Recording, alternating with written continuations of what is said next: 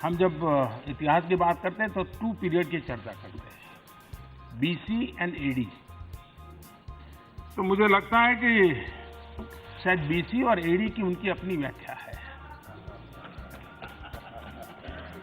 BC की व्याख्या उनकी है बिफोर कांग्रेस,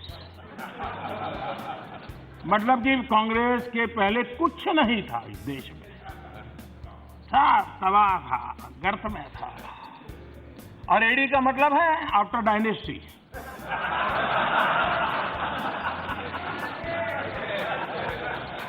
यानी जो कुछ भी हुआ वो उन्हीं के बाद हुआ। हमारे खड़गे जी बता रहे थे कि मोदी जी जो बाहर पब्लिक में बोलते हैं, राष्ट्रपति जी ने वही बात सदन में भी कही। मतलब ये सिद्ध हो गया कि सच बोलने वालों को बाहर दूसरा बोलना, अंदर अलग बोलना था नहीं।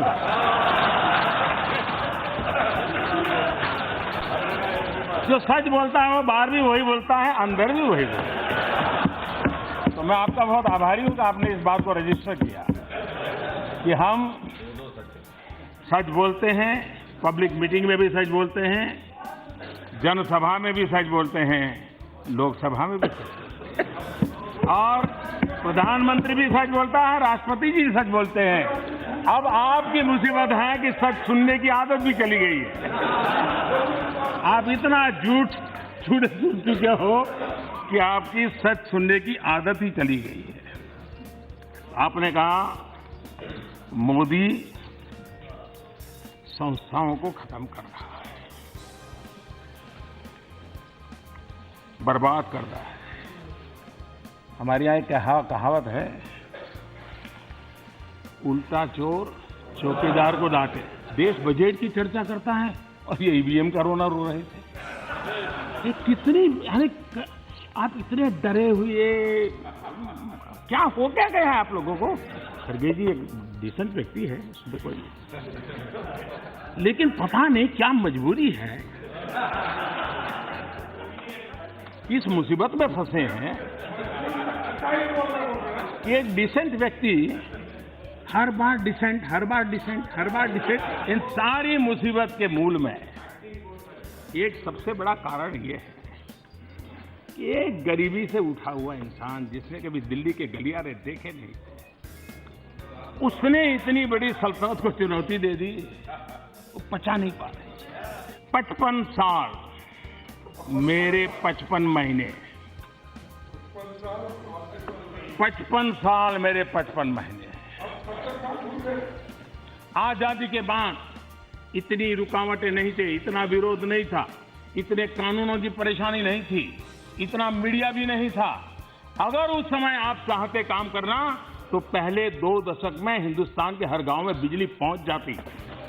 ये काम जो 20 साल में होना चाहिए था वो मुझे आकर के पूरा करना पड़ा है। तो गरीबी हटाओ, गरीबी हटाओ तो आप एक्शन करते गए हैं, लेकिन 2004 में भी 3 साल, 2009 में भी 3 साल, 14 में भी 3 साल, और आज घरों में बिजली पहुंचाने की मुझे रात दिन मेहनत करनी पड़ रही है। और देश अनुभव करता है, जब मिलावटी सरकार होती है तब क्या हाल होता है। और अब तो महामिलावट आने वाला है। महामिलावट यहां पहुंचने वाले नहीं है। ये महामिलावट आप कलकत्ते में इकट्ठा करो, देख लो, ये महामिलावट का हाल देखो। केरल में मुंह नहीं देख पाएंगे एक दूसरे का। जो हेल्थ कॉन्शियस सोसाइटी है वो भी मिलावट से दूर रहती है। हेल्दी डेमोक्रेसी वाले भी ये महामिलावट से दूर रहने वाले हैं। जो भाग गए हैं वो ट्विटर पर रो रहे हैं कि मैं तो 9,000 करोड़ लेके निकला था, लेकिन मोदी ने 13,000 करोड़ रुपए मेरा जब्त कर लिया। मैं गंभीर आरोप लगा रहा हूं, कांग्रेस पार्टी चाहती नहीं है कि हमारी वायुसेना मजबूत हो। आप राफेल का सौदा रद्द हो, इसके पीछे किसकी भलाई के लिए लगे हो?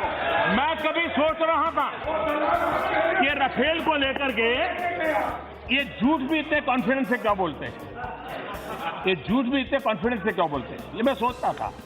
तो जब मैं डिटेल देखने लगा तो मुझे पता चला कि वो ये मान के चले हैं कि पिछले 55 साल में सत्ता भोग के काल में एक भी रक्षा सौदा बिना दलाली हुआ ही नहीं। कांग्रेस मुक्त भारत है मेरा स्लोगन नहीं है, मैं तो महात्मा गांधी जी की इच्छा पूरी कर रहा हूं। देश में जिस प्रकार से आर्थिक गतिविधि आई है, मध्यम वर्ग की आशा अपेक्षाएं बढ़ना बहुत स्वाभाविक है और मैं मानता हूं वो किसी भी देश के प्रगति के विकास के लिए बहुत अनिवार्य अंग है जो आज देश 55 महीने में अनुभव कर रहा है। कुछ लोगों को आशा अपेक्षाएं ये बोझ लग रही है, मैं इसको गौरव से देखता हूं। एवरेज टैक्स जीएसटी के पहले 30% से ज्यादा हुआ करता था और आप ऐसी बातें बताते हो जैसे मतलब, और जीएसटी काउंसिल निर्णय करती है जिसमें आपके दल के लोग भी होते हैं, आपके दल के मुख्यमंत्री और आपकी सरकार के लोग भी होते हैं। आज 99% सामान 18% या उससे नीचे आया है। एलईडी बल्ब, मैं हैरान हूं, क्या कारण था कि यूपीए के समय एलईडी बल्ब 300, 400, 450 रुपए में बिकता था और ऐसा क्या कारण है कि हमारे आने के बाद वो 60-70 रुपए में आ गया। और इस एलईडी बल्ब के कारण देश में 50,000 करोड़ रुपए का बिजली बिल कम हुआ है, जो 50,000 करोड़ रुपया प्रति वर्ष मध्यम वर्ग परिवार के जेब में बचा हुआ है। अभी तो 100 दिन से भी कुछ ज्यादा दिन हुए हैं इस आयुष्मान भारत योजना को। अब तक करीब 11 लाख गरीबों ने उसका ऑलरेडी फायदा उठाया है और गंभीर प्रकार की बीमारियों में लाभ मिला है।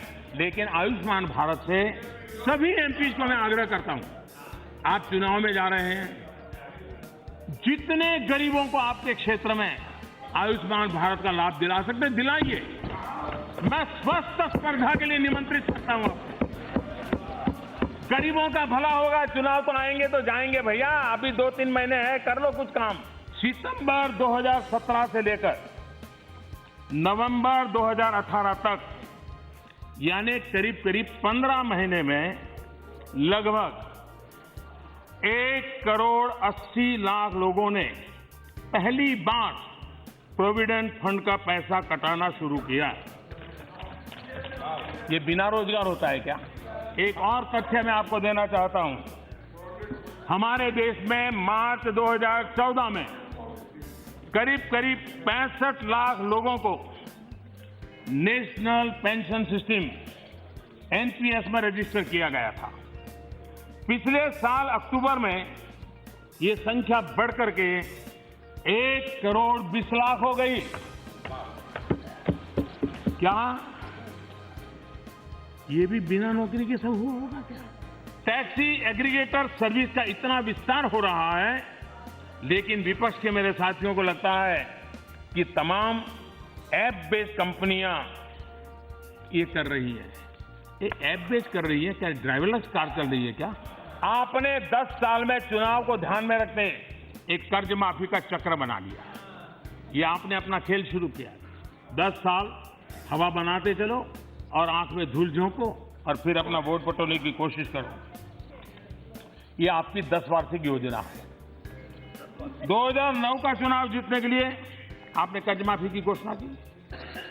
किसानों का कर्ज 6 लाख करोड़ रुपया था माननीय अध्यक्ष जी, 6 लाख करोड़ रुपया।